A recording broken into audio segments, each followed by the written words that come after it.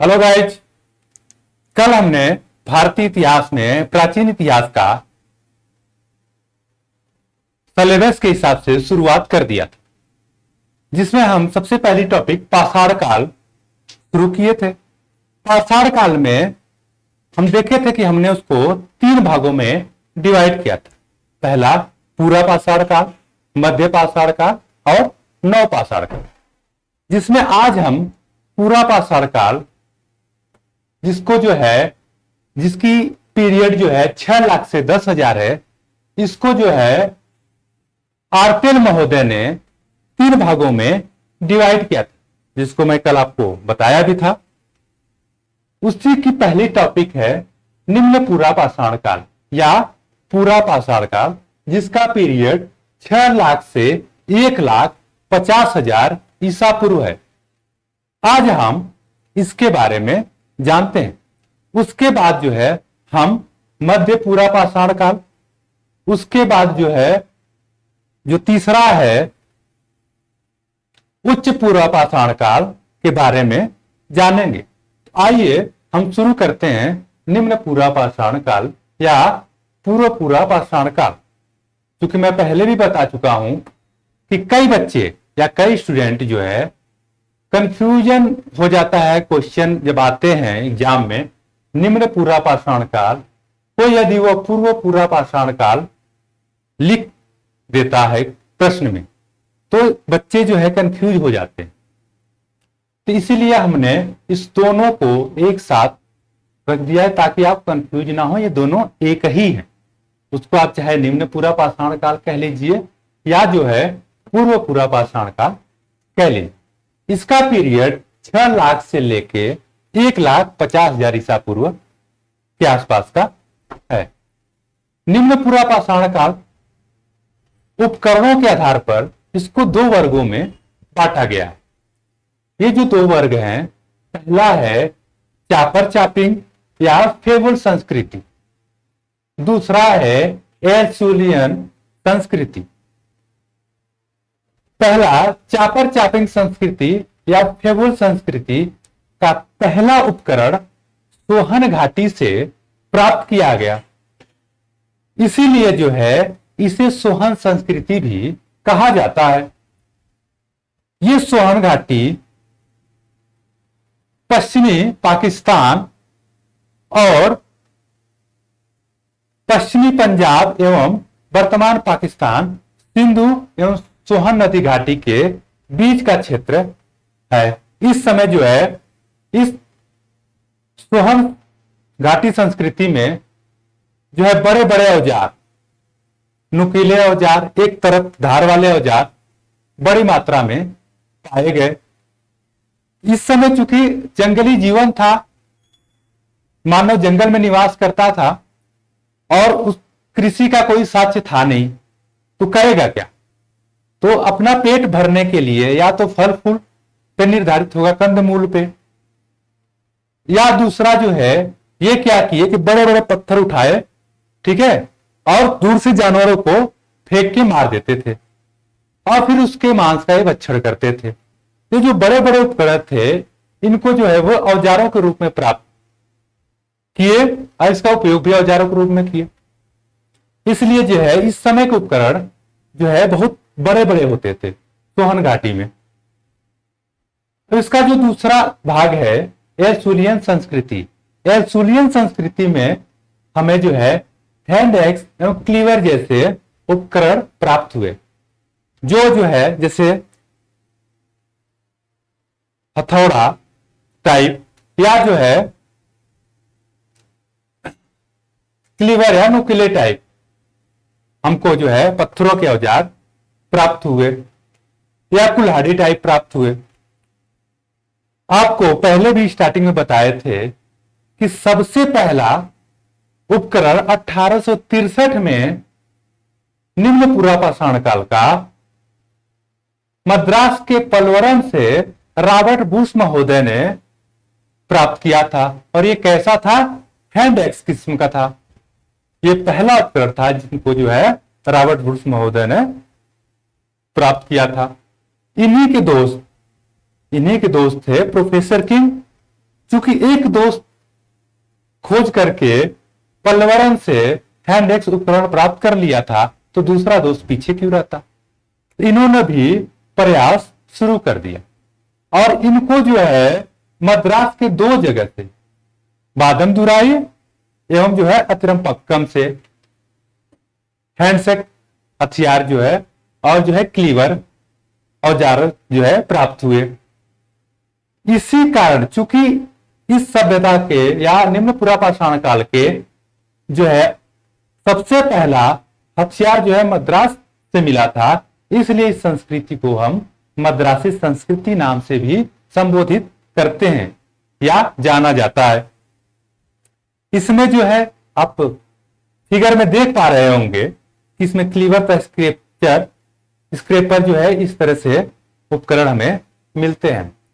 अब आइए हम देखते हैं निम्न पुरापाषाण काल के उन महत्वपूर्ण स्थलों को जहां से हमें उपकरण या साक्ष्य प्राप्त हुए हैं। तो सबसे पहले हम देखते हैं कश्मीर।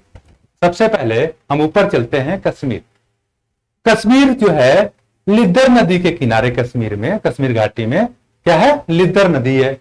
लिद्दर नदी के किनारे पहलगांव में, पहलगांव स्थान है लिद्दर नदी के किनारे पर, वहां पे हाथ की कुल्हाड़ी प्राप्त हुई। सबसे पहले कश्मीर में लिद्दर नदी के किनारे पहलगांव से क्या हुई, हाथ की कुल्हाड़ी प्राप्त हुई।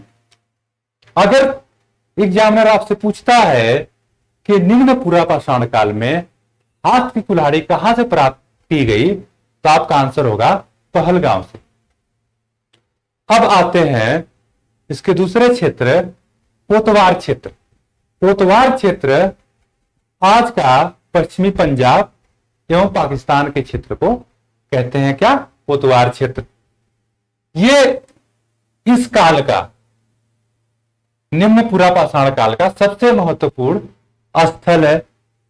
यहां 2 नदियां निकलती हैं, सिंधु और सोहन नदी, और इन्हीं के बीच में जो है बहुत सारे उपकरण प्राप्त किए गए इस कालखंड के। 1928 में बीएन वाडिया ने यहां से सबसे पहला, सोहन घाटी से सबसे पहला उपकरण प्राप्त किया था निम्न पुरापाषाण काल का। इसलिए जो है बीएन वाडिया को जो है सोहन घाटी का पितामह कहा जाता है। प्यारे साथियों, ये बहुत कम किताबों में जो है वर्णन है, इसलिए जो है इस इंपॉर्टेंट फैक्ट को या तो आप लिख लें या तो रट लें कि जो है सोहन घाटी के पितामह किसको कहा जाता है, तो डीएन वाडिया। सोहन घाटी से मानव के आवास, सोहन घाटी से मानव के आवास एवं हैंड एक्स किसने प्राप्त किया था, एच.डी. संकलिया ने।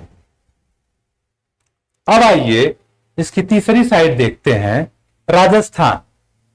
राजस्थान में ज्यादा नहीं, 2-3 साइड हैं। यहां से बागौर और दिदवाना क्षेत्र से यहां इस कालखंड के बहुत सारे उपकरण या औजार प्राप्त किए गए। राजस्थान में ही है नागौर। नागौर में 2 जगह है, 16 आर तथा सिंगी तालाब। यहां से भी औजारों का एक जखीरा प्राप्त किया गया था। अब आइए बात करते हैं गुजरात, मोदी जी का क्षेत्र या राज्य, मोदी जी का राज्य गुजरात। यहां से साबरमती वही साबरमती के संत तुमने कर दिया कमाल। यहां से साबरमती, माही एवं उसकी सहायक नदियों के आसपास के क्षेत्रों में जो है बहुत सारे औजार प्राप्त किए गए इस कालखंड के, जिसमें हस्त कुठार, खुरचनी आदि जैसे औजार देखे गए। अब आइए बात करते हैं इसके अगले साइड, मध्य प्रदेश की बात करते हैं। मध्य प्रदेश भी निम्न पुरापाषाण काल का एक महत्वपूर्ण और इंपॉर्टेंट जो है साइट है या स्थल है। यहां नर्मदा घाटी में जो है निम्न पूरा पाषाण काल के औजार पाए गए। नर्मदा घाटी के हथनौरा से, नर्मदा घाटी के हथनौरा से सबसे पहले क्या पाया गया? मानव खोपड़ी का साक्ष्य पाया गया। मतलब इस सभ्यता का, निम्न पूरा पाषाण काल के सभ्यता का नर्मदा घाटी के हथनौरा से क्या पाया गया? मानव खोपड़ी के साक्ष्य पाए गए। और यही से हाथियों का जीवाश्म भी पाया गया। अर्थात नोट करके अब आप लिख लें, क्वेश्चन एग्जामिनर कैसे पूछेगा कि पशुओं का जीवाश्म सबसे पहले कहां से पाया गया? तो आपको ध्यान रखना होगा कि ये हथनौरा, नर्मदा घाटी के हथनौरा से, चूंकि पशुओं का जीवाश्म जो है नर्मदा घाटी से पाया गया था, इसलिए इन जीवाश्म को नमधिकस कहा गया। क्या कहा गया? नमधिकस। और इसकी मध्य प्रदेश की अगली साइड है भीमबेटका, जो बहुत ही इंपॉर्टेंट साइड है। भीमबेटका से हम मानव निवास के साक्ष्य मिलते हैं हमको। यहां से पूरा चित्रों के अवशेष मिलते हैं। मतलब कि प्राचीन कालीन चित्रकला का साक्ष्य सबसे पहले कहां से मिलता है? आप कहेंगे भीमबेटका से। ये चित्र कैसे थे? गुहा चित्र थे। गुहा चित्र का आशय है कि हम जो है दीवारों पे कोई फिगर बना दे, है, दीवारों पे मछली का चित्र बना दे या किसी चीज का चित्र बना दे, तो ये जो है गुहा चित्र के रूप में व्याख्यायित होता है। भीमबेटका में जो इस कालखंड के, निम्न पूरा पाषाण काल के चित्र पाए गए, उसमें हिरण के, भैंसा के, सुअर के और बारहसिंघा जैसे जानवरों के चित्र हमको मिलते हैं। अब आइए देखते हैं उत्तर प्रदेश को। इसकी 5वीं साइड है उत्तर प्रदेश। मिर्जापुर मूवी आपने वेब सीरीज देखी होगी, उसी मिर्जापुर के बेलन घाटी से पूरा पाषाण युग से लेकर, याद रखिएगा, पूरा पाषाण युग से लेकर नौ पाषाण युग तक उपकरणों का एक जखीरा, एक उपक्रम प्राप्त किया गया है। मतलब वहां जो है एक स्तर पाया गया है, वो क्या है? पूरा पाषाण काल युग से लेके नौ पाषाण युग तक पूरा पाया गया है। इसी बेलन घाटी से इसका एक साइड है लोहदा नाला। बेलन घाटी का एक साइड है क्या? लोहदा नाला। सबसे इंपॉर्टेंट फैक्ट है, एग्जाम में कई बार पूछा गया है, बड़ा ध्यान से देखिएगा आप। लोहदा नाला से अस्थि निर्मित क्या? मातृ देवी की प्रतिमा प्राप्त हुई है। अब इसको याद कैसे रखें? लोहदा नाला में क्या पाया गया? हड्डी की क्या पाई गई है? मूर्ति। किसकी मूर्ति? मातृ देवी की। मतलब नाला में हड्डी खा के कोई फेंक देता है कि नहीं देता है? इसको धीरे से याद रखिए, आराम से याद करने का तरीका। आप अपने व्यवहार ही देखिए, कोई भी फैक्ट इतिहास का खास करके या किसी भी टॉपिक का अपने आप व्यवहारिक जीवन से जोड़कर याद करेंगे तो बड़ा जल्दी याद होगा। चाहे वो किसी व्यक्ति के नाम या व्यक्तिगत जीवन से तोड़ मरोड़ के आप जैसे भी उसको याद करना चाहें, याद करेंगे तो वो आपको याद भी हो जाएगा और जीवन भर, लाइफ टाइम के लिए याद रहेगा।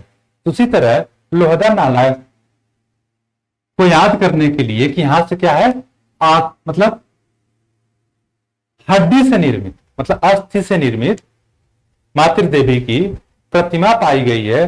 तो नाले में जो है हम लोग क्या करते हैं? हड्डी खा के फेंक देते हैं। तो उससे हमको याद हो गया कि लोहदा नाला है, उसमें हमें अस्थि की निर्मित मातृ देवी की प्रतिमा प्राप्त हुई है। अब आइए अगला हम साइड देखते हैं महाराष्ट्र। महाराष्ट्र साइड भी बहुत इंपॉर्टेंट है। यहां एक सबसे इंपॉर्टेंट साइड है चिकरी निवासा। वैसे बहुत सारी साइड हैं, लेकिन हम केवल यहाँ पे इंपॉर्टेंट साइडों को दिख रहे हैं जो हमारे एग्जाम पॉइंट ऑफ व्यू से जो है पूछे जाते हैं। तो महाराष्ट्र में है चिकरी निवासा।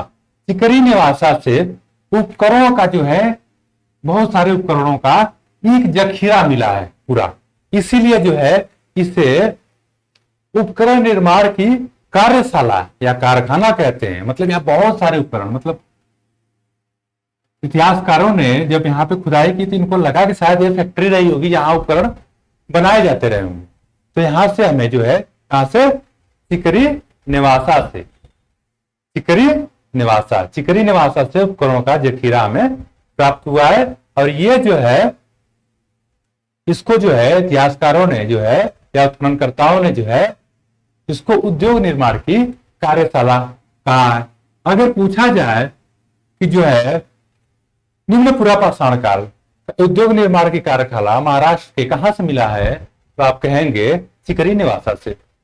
अब इसी के महाराष्ट्र की अगली साइड है बोरी। बोरी बहुत ही इंपॉर्टेंट साइड है और जो है यूपीपीसीएस में पूछा भी गया है, और ये बहुत कम बच्चे जानते हैं कि यहां से सबसे पहले बोरी से प्राचीनतम तिथि का साक्ष्य मिला। क्या मिला है? अगर कहा जाए प्राचीनतम तिथि का साक्ष्य कहां से मिला है, तो महाराष्ट्र के बोरी से मिला है। अब इसको याद कैसे रखेंगे? बोरी देखें, आलू वाली बोरी, गेहूं वाली बोरी, चावल वाली बोरी। तो उस बोरी पे जब पैकिंग होती है, जब भी हम पैक करते हैं, तो उस पे हम जो है तिथि पैकिंग की डालते हैं कि जब सरकार उसको पैक करती है उस पर तिथि डालती है कि फलाने तिथि को ये बोरी पैक हुई। तो बोरी से हम क्या याद रखेंगे? तिथि। अगर बोरी है तो उस पर तिथि होगी। तो बोरी से हमें क्या मिला है? तिथि मिला है। और बोरी से ही हमें प्राचीनतम ज्वालामुखी का राख मिला है। क्या मिला है? मतलब ज्वालामुखी का साक्ष्य अगर पूछे तो कहां से मिला है? बोरी का। ज्वालामुखी के राख का अगर साक्ष्य हमसे पूछे तो कहां से मिला है? बोरी से। अब इस ज्वालामुखी राख का जो साक्ष्य है वो कितना वर्ष पुराना है? तो कहेंगे आप, ये जो है 13 लाख वर्ष ईस्वी पूर्व का ये राख है। 13 लाख ईसा पूर्व वर्ष का जो है ये राख है। अब आइए देखते हैं अगली साइड, उड़ीसा। उड़ीसा से हमें जो है इसका इंपॉर्टेंट फैक्टर है, यहां से हमें लघु उपकरण मिले हैं। अभी तक आपने देखा होगा कि सोहन घाटी में या जो है जो भी हमारे उपकरण थे वो बड़े बड़े आकार के थे, लेकिन अब जो है उड़ीसा में हमें जो है पूर्व पुरापाषाण काल के लघु आकार के, छोटे आकार के जो है उपकरण मिलना शुरू हो जाते हैं। तो ये वहां से दो साइडों से मिले हैं, बुधावलंगा और जो है ब्रह्माणी नदी घाटी के आसपास के क्षेत्रों से ये लघु उपकरण जो है हमको देखने को मिलते हैं। अब हम आते हैं दक्षिण भारत में। दक्षिण भारत में आपको बता चुका हूं कि सबसे पहला उपकरण कहां खोजा गया था? दक्षिण भारत के मद्रास से ही खोजा गया था। और किसने खोजा था? रॉबर्ट ब्रूस ने। तो यही से जो है सबसे पहला उपकरण हमको मिला था, इसलिए इसे मद्रासी संस्कृति भी कहते हैं। इन्हीं के दोस्त जो है प्रोफेसर किंग जो है बादमदुराई और अतिरमपक्का से जो है भी उपकरण खोजे दक्षिण भारत से ही, और ये सब जो है मद्रास या तमिलनाडु में आता है। अतिरमपक्कम से एक इंपॉर्टेंट फैक्ट है जिसे आप नोट कर लें, अतिरमपक्कम से ही जंतु के पद चिन्हों का साक्ष्य प्राप्त होता है हमको। अगर पूछता है कि दक्षिण भारत से किस साइड से हमें जो है जंतु के पद चिन्हों का साक्ष्य प्राप्त होता है तो आप कहेंगे अतिरम पक्कम से। अतिरम पक्कम के अलावा दक्षिण भारत में ही कर्नाटक में कुछ साइड है से आंगनवाड़ी, बांगलपुर आदि, यहां से भी बहुत सारे उपकरण या औजार हमको देखने को मिलते हैं। आंध्र प्रदेश में प्रकाशम स्थल है, नल्लौर है, करीमपुर है, यहां से भी हमको जो है बहुत सारे उपकरण प्राप्त होते हैं। निम्न पूरा पाषाण काल के बाद जो है अब हम देखते हैं इसका दूसरा पॉइंट, मध्य पूरा पाषाण काल। इस काल का पीरियड है 1,50,000 से 35,000 ईसा पूर्व। इस मध्य पूरा पाषाण काल के इतिहासकारों ने शुरू में कोई महत्व नहीं दिया, लेकिन बाद में जब इसके उपकरण जो है मिलने प्राप्त हुए तो इसको जो है उनके बीच में जो है मध्य पूरा पाषाण काल के रूप में वर्गीकृत किया गया। मध्य पूरा पाषाण काल को अन्य नामों से भी हम जानते हैं। इसको जो है नेवासियन संस्कृति कहते हैं।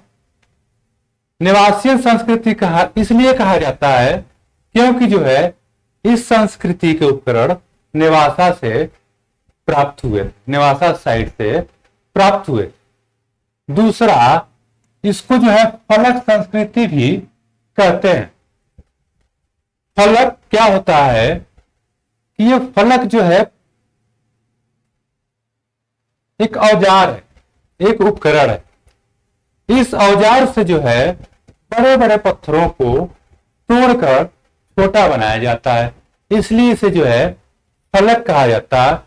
और मध्य पूरा पाषाण काल में सबसे ज्यादा फलक उपकरणों का ही प्रयोग किया गया, इसलिए जो है इसको जो है फलक संस्कृति नाम से भी संबोधित किया गया। इसके अलावा इस काल को फलक, ब्लेड, स्क्रेपर संस्कृति भी कहते हैं। ऐसा क्यों कहा जाता है? क्योंकि इस कालखंड में मतलब मध्य पूरा पाषाण काल में ये तीनों प्रकार के उपकरण का प्रचलन था।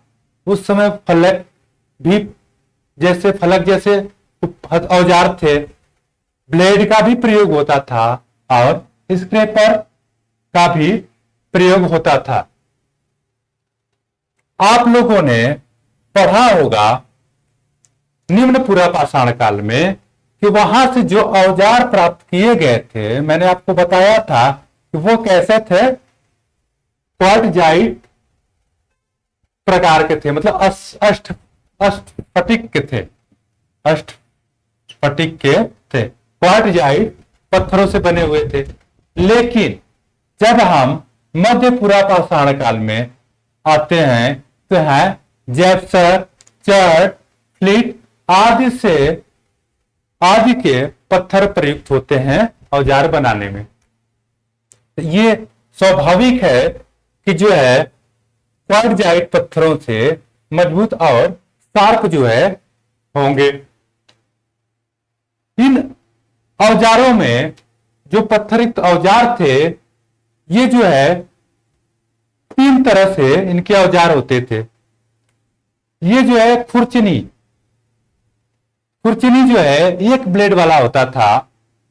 ये जो है खुरचनी जैसे हथियार जो है बनाते थे। खुरचनी जो है पशुओं के चमड़े उतारने में, पेड़ों की खाल छीलने में आदि में इसका प्रयोग होता था। यह आप जो है चित्र में इसको देख सकते हैं, खुरचनी को। दूसरा था बेधनी। बेधनी नाम से ही आपको समझ में आ रहा होगा, ये छेद करने में जो है इसका प्रयोग होता था। ये दोनों ओर नुकीला था, इधर भी और इधर भी, ये दोनों ओर जो है नुकीले होते थे और इनको नुकीलो बनाया जाता था, नुकीला।